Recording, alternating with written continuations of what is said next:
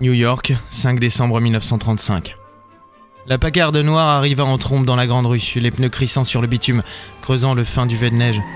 Les flocons tombaient encore comme des milliers de désespérés, une sorte de triste rappel du krach boursier de 1929, quand les hommes se jetaient dans le vide, plus encore que les gouttes de pluie lors d'une averse. La voiture se gara devant l'entrée du Cotton Club et un portier vêtu d'un ridicule costume rouge orné de boutons d'or se rua sur la portière pour l'ouvrir calmement, avec révérence. C'est quand même du foutage de gueule que les types bien sapés dans une boîte qui s'appelle le Cotton Club. J'ai pas encore vu un seul noir, moi. C'est eux qui se tuent à la tâche en récoltant le coton. Là, il y a comme un décalage. Ouais, c'est vrai. C'est bien plus un lieu de fête des esclavagistes que des descendants d'esclaves. Enfin, calmez-vous les enfants. Abstenez-vous d'exprimer vos réflexions à l'intérieur. Et même ici. Ici, c'était la queue pour rentrer dans le nightclub.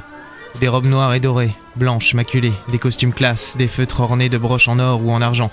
Une queue de riche, d'ostentation, d'arrogance. Une queue qui sentait fort l'autosatisfaction et la prétention. Et à quelques mètres de là, à l'entrée d'une ruelle mal éclairée qui devait mener à une porte de service de l'établissement, deux musiciens noirs fumaient une cigarette. On n'entrait pas par la grande porte ici si on avait du bois d'ébène à la place du blanc de neige sur la gueule. Un gros bonhomme est sorti de la Packard noire, cigare aux lèvres, ses cheveux gris plaqués en arrière. Il se dandinait sur le trottoir neigeux, le portier lui frayant un passage parmi la foule.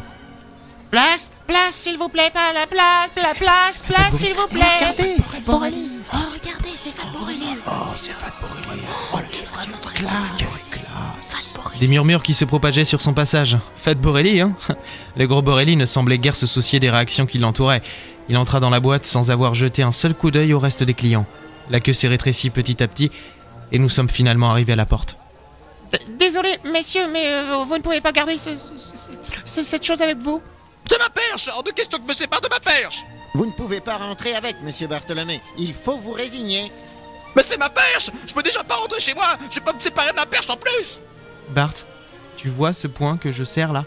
Fais attention, il peut partir vite. Eh bien qu'il se casse, moi j'en ai rien à faire! Torturez-moi si vous voulez, mais je quitterai jamais ma perche! Je préfère encore vous attendre dans le fond dehors, voilà! Bon, bah très bien. Laura est rentrée. Comme vous voulez, monsieur Bartholomé. Le professeur a suivi la marche. Mais vous allez me laisser tout seul là? Dehors? Dans le froid? Vous nous attendez sur le trottoir, Bart, d'accord? Mais j'ai peur, moi! Je veux pas rester en 1935 comme ça, moi! Je veux rentrer chez moi. Non, écoute, tu peux pas rentrer avec ton micro-perche, alors tu fais un choix. D'accord, je reste dehors, je vous attends. Hors de question que je me sépare de mon micro-perche, non, je veux pas, jamais. Reste avec moi, micro-perche, je t'aime. Très bien. Et je l'ai laissé là, dehors, dans la rue, mais...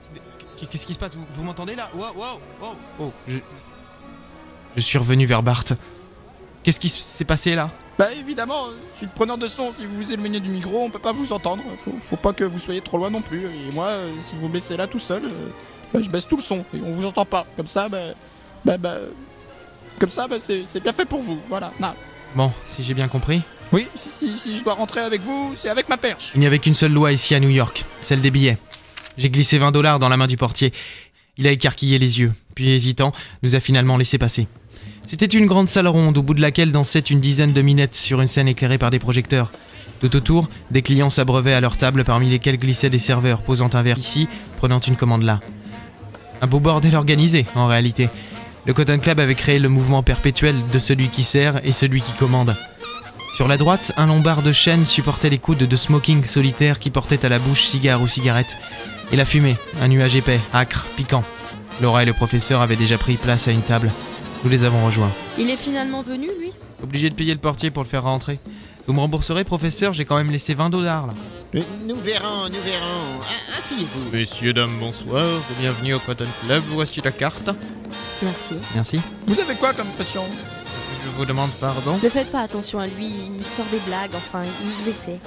Taisez-vous, vous avez l'air vraiment trop bizarre. Mais pourquoi je dois toujours me taire, moi? Excusez-moi, mon jeune ami, mais pourriez-vous prévenir monsieur Marchetti que le professeur Artemuschi est là? J'ai rendez-vous. Ah, désolé monsieur, mais monsieur Marchetti est absent ce soir. Ah ben alors ça c'est mal. Hein. Non, attendez. Le loup ne court pas dans la prairie tant que Mouton ne s'est pas mis à brouter le champ. Je vais voir ce que je peux faire. Il y avait un message subliminal dans cette phrase ou quoi? C'est un code, un mot de passe. C'est des mafieux, je vous l'avais dit. Monsieur Bartholomé, s'il vous plaît. Je vous aime bien, mais vous commencez à me courir sur l'oignon. Oh, professeur, vous commencez franchement à devenir vulgaire, là. Non, je serais vulgaire si je disais bite, couille, chatte ou ma grosse couille pend sur le côté, bon Dieu de merde, et ça me donne la ch'touille. Là, je serais vulgaire.